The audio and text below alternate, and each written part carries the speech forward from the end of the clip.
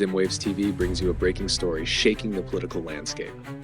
War veterans led by Blessed Geza hosted a press conference aired live on Heart and Soul TV, where they unleashed a scathing critique of President Emerson Mnangagwa.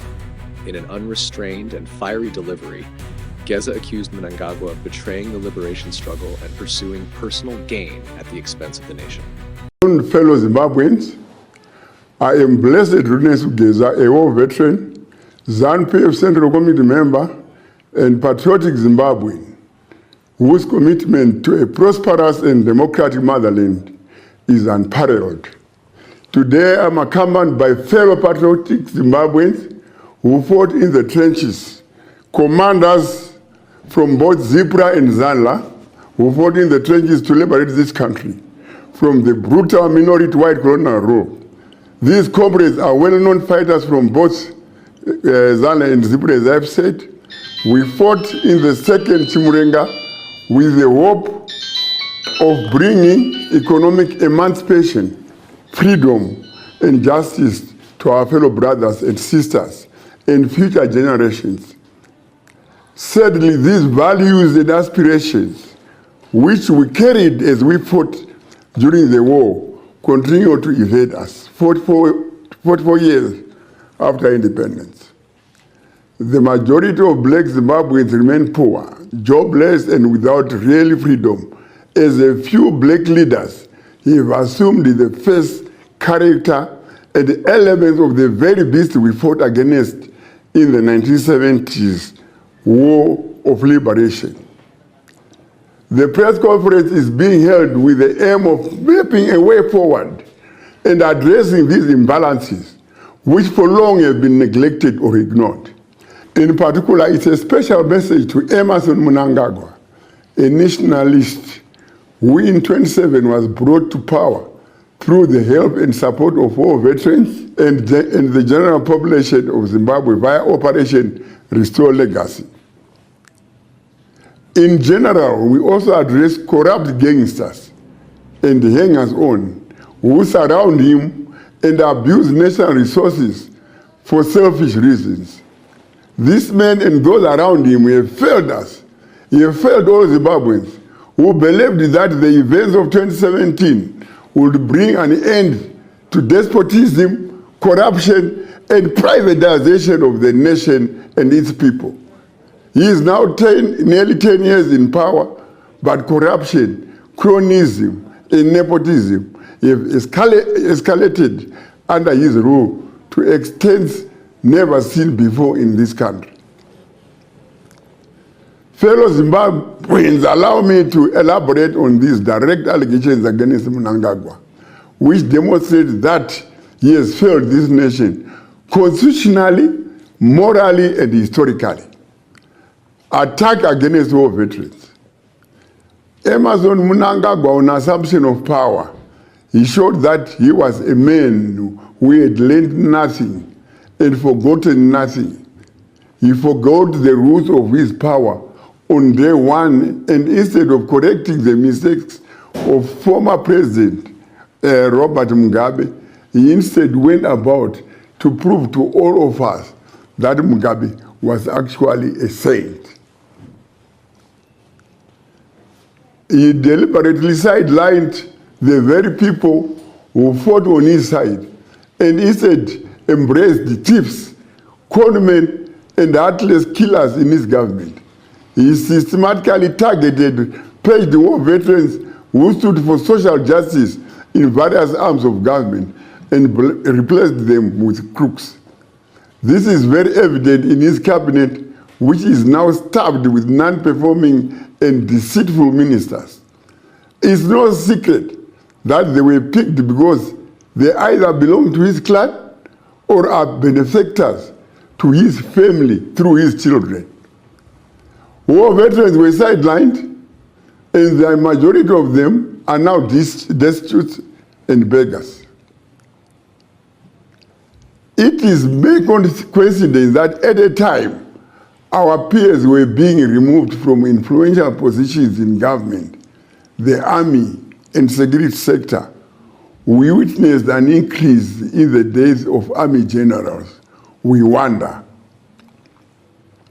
We were and are still worried about these deaths, which we believe are linked to Mnangagwa's blue-eyed boy, Owen Muda, who was once Minister of State Security. Right. Mnangagwa who sought to protect the Constitution. He has failed to protect it.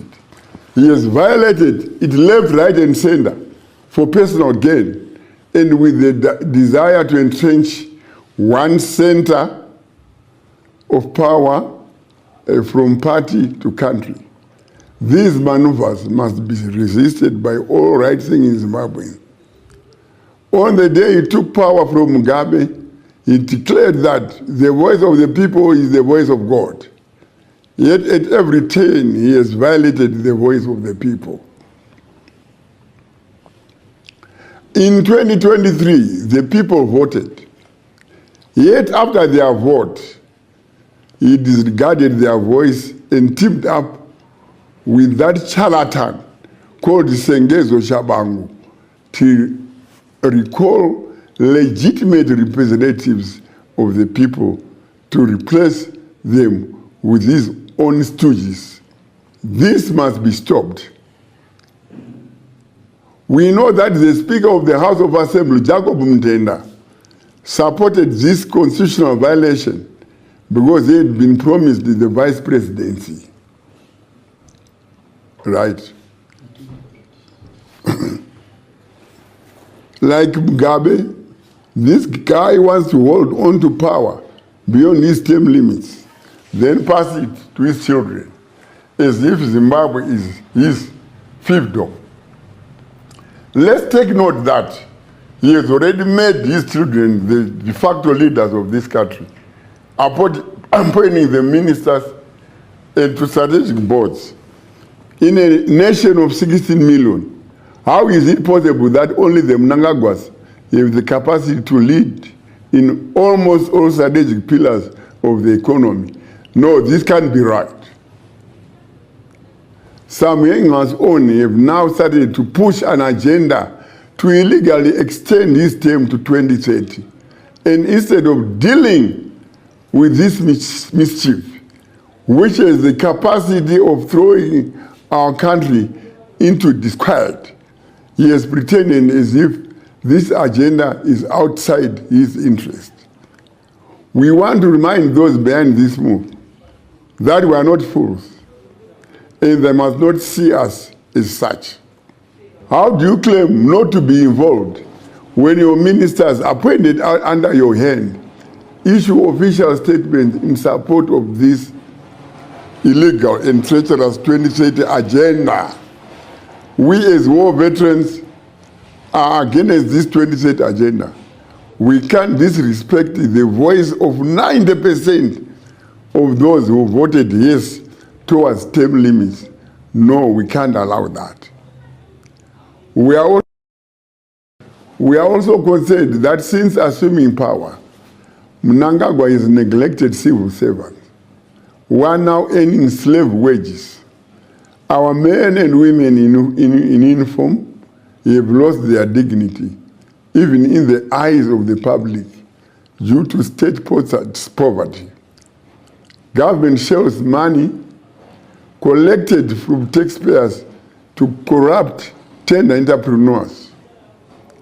Lecturers at our universities are now being paid like gardeners, despite their high qualifications. Surely, this is not what we fought for. This is not the Zimbabwe we envisioned when we took up arms. We understand that Mnangagwa does not feel the pain of all veterans because he's not one himself. He was invited to the struggle by his in-laws after staying in Zambia for nearly 11 years following his release from prison. He is a beneficiary of nepotism. Saka 11 years this gara idzi ari kuofiswa kubujena akasikazi kuti hondo iri kurohwa kupi. it is clear to us that Mnangagwa is failed. He is not fit to run this country, and his time to go is now. We ask him to go peacefully. If he refuses to take heed of this advice, we have no option but to ask the people of Zimbabwe to deal with a rogue president in line with the constitution. Ndava kuitira kuna vamwe vedu vasinganzwi English, ndichataura muchidimu neshona. The war veterans declared their outright opposition to the compensation of white farmers. Geza went further, alleging that Mnangagwa himself is a stakeholder in the banks managing these payouts, a move they claim reeks of self-enrichment. In a nation crippled by economic turmoil, such revelations will undoubtedly raise eyebrows and spark outrage. Geza didn't stop there. He condemned Mnangagwa for disrespecting war veterans, who he said have been sidelined and forgotten. Once fierce allies of the ruling party, these veterans now demand immediate action and accountability. ED must go now, Geza said, in a direct challenge to the president's leadership. With war veterans turning their backs on Mnangagwa, the political winds are shifting and the stakes have never been higher. Stay tuned to Zimwaves TV for more updates on this breaking story. Don't forget to subscribe to our channel and stay informed as we bring you the news that matters most.